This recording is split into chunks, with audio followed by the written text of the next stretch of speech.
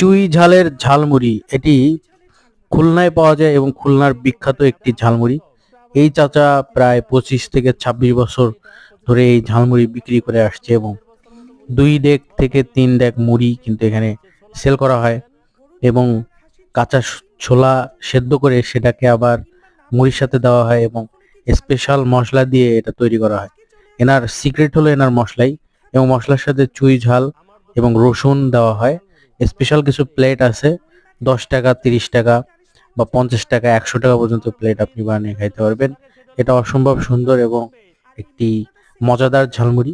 এটি খুলনা বিএল কলেজের সামনেই পাওয়া যায় এবং খুবই সুস্বাদু একটি খাবার।